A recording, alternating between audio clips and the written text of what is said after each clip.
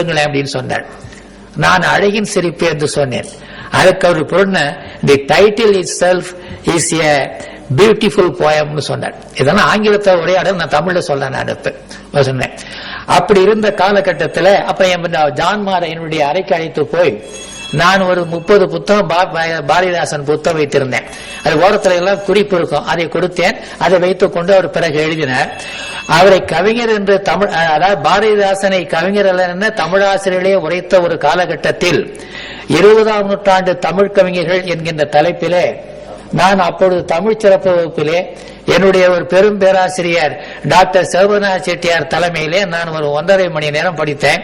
அதற்கு 3 மணி நேரம் வினாக்கள் எல்லாம் விடுத்தார்கள். அது குறிப்பு, அதுக்கு முடிவு இதுதான். 20ஆம் நூற்றாண்டு கவிதை வானிலே பாரதியாரை விடிவெள்ளியாகவும் பாரதிதாசனை பகல் செய்யும் ஞாயிறாகவும் நான் கருதுகின்றேன் என்பது என்னுடைய முடிப்பு. அதுல அந்த கட்டுரையுடைய சுருக்கத்தை ஒரு 10 பக்கத்துல இவரை பற்றி உள்ளதை மட்டும் ஒரு கையெழுத்துப்படியில எழுதியிருந்தார்கள். அதை அவர் பார்த்து கொண்டிருந்தார். அவங்க வந்த போது அவரிடம் காட்டுகின்ற போது பாரதிதாசன் அதை பார்த்து கொண்டிருந்தார். அதற்கு தலைப்பு கவியரசர் என்று பெயர். முதலில் இதை பார்த்தவர் கவியரசரா, பாரதியாரை பற்றியா, உங்களை போன்று படித்தவர்கள் எல்லாம் எழுத வேண்டும் என்று சொன்னார். அடுத்து ஒரு 4 பக்கம் பிரட்டனுடனே அவருடைய கோட்டுருவம் வரையப்பட்டிருந்தது. உடனே பார்த்தார். பின்னாடி பிரட்டி பார்த்துட்டு இது என்ன இங்க ஏன் படம் இருக்கு, அங்க கவியரசன் இருக்கு அப்படின்னு கேட்கிறார். அப்ப நான் உள்ள நுழையிறேன் அந்த இதுல விருந்தினர் மாளிகையில. அப்ப நண்பர்கள் சொன்னாங்க, இதை எழுதின அண்ணாச்சியே வந்துட்டாங்க, அதை விட்டு நீங்களே கேட்டுங்கன்னார். என்ன இப்படி எழுதிருக்கீன்னு என்ன கேட்டார். அதுக்கு நான் சொன்னேன், உங்களுக்கு பாரதியார் கவியரசர், நீங்க தான் எங்களுக்கெல்லாம் கவியரசர் என்று சொன்னேன். ஏனென்றால் நீங்கள் தான் பாவேந்தர் பாரதிதாசன் பரம்பரையை உருவாக்கி இருக்கின்றீர்கள் என்று சொன்ன ரொம்ப மகிழ்ந்து போனார். இதை பற்றி வந்தபோது அது அப்புறம் சில செய்திகள். அப்புறம் ஒரு நாள் நண்பகல் உணவுக்கு பின்னாடி அவர் ஓய்வா படுத்திருந்தார் விருந்தினர் அறையில. நான் அப்பொழுது போயிருந்தேன். அதனால இந்த கட்டுரையை படிச்சு பார்த்துட்டு இப்படியெல்லாம் நான் எழுதியிருக்கேன் அப்படின்னு என்னையே வியந்து கேட்டார். நான் மேல்நாட்டு கவிஞரோட எல்லாம் ஒப்பிட்டு நான் அதெல்லாம் எழுதியிருந்தேன். அதை கூட நானே பாரி நிலையத்தை நூலாக போட சொல்கின்றேன் என்று சொன்னார். அது என்னுடைய போதாத காலம் என் நண்பர் ஒருத்தர் வாங்கிட்டு போய் கரிசியவர்களும் திருப்பி தரவே இல்லை. அப்படி வந்திருந்தால் பாரதிதாசனை பற்றிய ஒரு முழுமையான திறனாய்வாக அவரே அணிந்துரை எழுதிய ஒரு நூலாக அது இருந்திருக்கக்கூடும். சாய்வு சார்கல்ல சாய்ந்திருந்த போது நான் கட்டில் ஒரு ஓரமா உட்கார்ந்து இருந்தேன். நான் அப்ப கேட்டேன், ஐயா கிட்ட ஒரு வினா கேட்க போறேன், கோவப்படாம நீங்க பதில் சொல்லணும்னு. உடனே நீ கோவப்படும்படியா நீ கேட்க போறியான்னாரு. அது நீங்க எடுத்துக்கிறத பொறுத்து இருக்கு அப்படின்னு. சரி கேளுனார். அதாவது அந்த நாற்காலி, இந்த பழங்காலத்துல அந்த பெரிய பெரம்பு நாற்காலி, காலெல்லாம் போட்டுக்கிற சாய்வு நாற்காலி இருக்கும் பாருங்க, இந்த மடிச்சு விட்டா கூட காலை நெட்டிக்கலாம். அப்படிப்பட்ட பெரிய நாற்காலியில சாஞ்சிட்டு இருக்கார். நான் சொன்னேன்,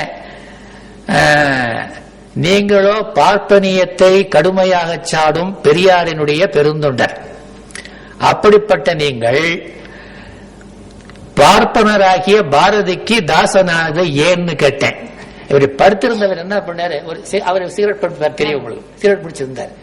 என்ன சொன்னேன்னு சொல்லி இப்படி எந்திரிச்சார் பாருங்க, சிகரெட் ஒரு மூலையில போய் விழுந்துடுச்சு.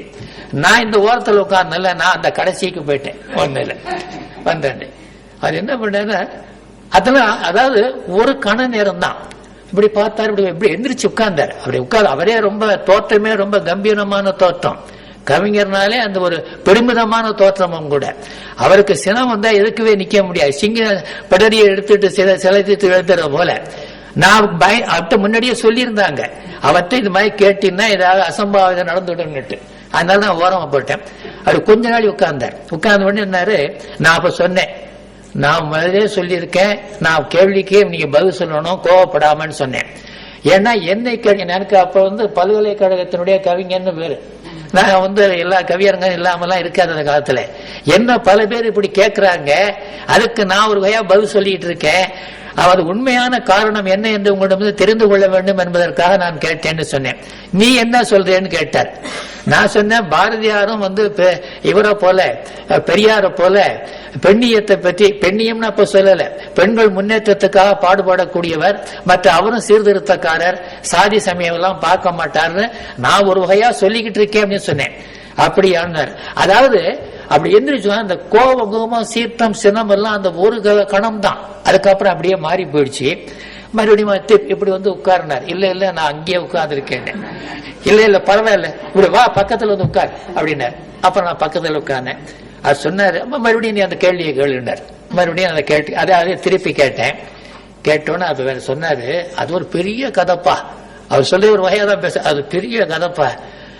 அது 1-2 வரியில சொல்லி முடிகிற மாதிரி இல்ல. இது இப்ப அதாவது அது என்ன ஒரு பெரிய சிறப்புன்னா, நாமெல்லாம் பாரதிய ரொம்ப சாதாரணமா பாரதிங்கிறோம். சில பேர் பேசும்போது பாரதி வர்றான் போறாங்கிறதெல்லாம் மாதிரி பேசுறாங்க. அது மாதிரி ஒரு கூட்டத்துல பாரதியார் வந்து திருச்சியில இருந்த போது ஒரு கூட்டத்துல பேசும்போது இன்னொரு அறிஞர் பாரதி இப்படி சொன்னான்னு சொன்னாரு. அவர் சட்டையை பிடிச்சி எடுத்து, இனிமே நீ என்ன உங்க வீட்டு வேலைக்காரனா, நீ போனான்னு பேசுறேங்கிற மாதிரி சொன்னார். அவ்வளவு இது. அந்த சொன்ன போது பாத்தீங்கன்னா பாரதின்னு அவர் பேரையே சொல்லலீங்க, ஐயர் ஐயர் ஐயர்னே சொன்னார் கடைசி வரையிலும்.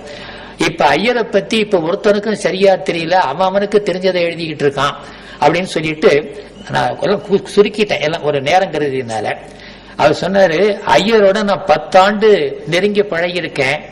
அவர் என்ன கவிஞன்னு இனம் கண்டார், அவருக்கு நான் தொண்டனானேன். அதனால எங்க 2 பேருக்குள்ள நெருக்க மிகுதி. அவருக்கு தாசனாக ஆனதுக்கு பல காரணங்கள், பல நிகழ்ச்சிகள் உண்டு. அதுல ஒண்ணு மாத்திரம் சொல்றேங்க மாத்திரம் சொன்னார். புதுவையில் பாரதியார் வாழ்ந்த காலத்தில் அவருக்கு மிக மிக அணுக்கமாக திகழ்ந்தவர் பாரதிதாசன். அப்ப அவர் பள்ளிக்கூடத்துல ஆசிரியர். அந்த நேரம் போக பெரும்பாலும் அவரிடம் தான் இருப்பார். பலருக்கு தெரியாத செய்தி என்ன என்றால், ஒரு செய்தி பாரதியார் எழுதுவதோடு சரி, அப்புறம் திருப்பி அடிக்கிறது உள்ளதெல்லாம் அந்த காலத்துல கிடையாது, தூக்கி அவர்கிட்ட போட்டுடுவார். இவர் கவிஞர் இனம் கொண்டோன்னா இவர் போன உடனே அதெல்லாம் எடுத்து ஒழுங்குபடுத்தி அந்த சீரி தலையெல்லாம் பிரிச்சு கிரிச்சு எழுதக்கூடியதெல்லாம் அந்த பெரும்பணியை இவர் மேற்கொண்டிருந்தார். அது மாதிரி அவருக்கு பாரதியாருக்கு எதுக்கு கோபம் வருது, ஏன் கோபம் வருதுன்னே தெரியாது. சில நேரங்களில் ஒன்றுமில்லாத கூட அந்த சினம் சீற்றமாக மாறுதல் உண்டு. அப்படிப்பட்ட ஒரு நிகழ்வு அதை தான் சொன்னார். பாரதியாரின் சினம் சில நேரங்களில் சீற்றமாக மாறுவதும் உண்டு. அதற்கு வலுவான காரணம் எதுவும் வேண்டியதில்லை. சின்னம் சிறு நிகழ்வு கூட அதற்கு அடிப்படையாக ஆகலாம். அவருடைய சீற்றத்தை மாற்றும் ஆற்றல் பெற்றவர் இருவர். ஒருவர் அவருடைய வீட்டிலே பணியாளராக வேலை செய்த அம்மா கண் அம்மாள். அந்த அம்மா எது சொன்னாலும் அப்படியே அடங்கி போயிடுவாராம்.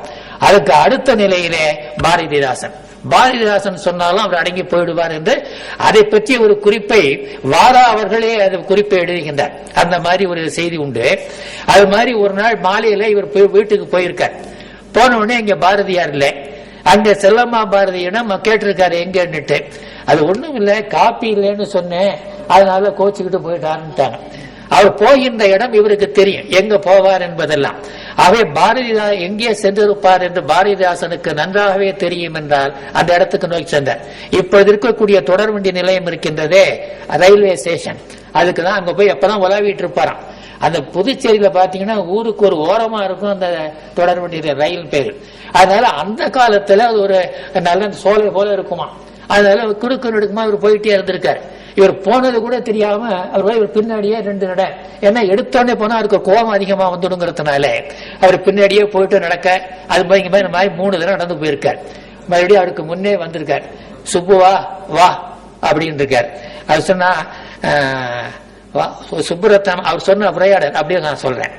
பாரதி, சுப்புரத்னம்மா வாரம் வந்து ரொம்ப நேரம் ஆச்சா? இது பாரதிதாசன், கொஞ்ச நேரம் தான், 1 மணி நேரம். அதுக்கு அவர் பதில் பாரதியார், நடுவு கொஞ்சம் சோர்வா இருக்கே. இவர் பாரதிதாசன், செல்லம்மா காப்பி தரல, அதனால நடையில சோர்வு. அவ என்ன செய்வா, பால்காரனுக்கு பணம் தரல,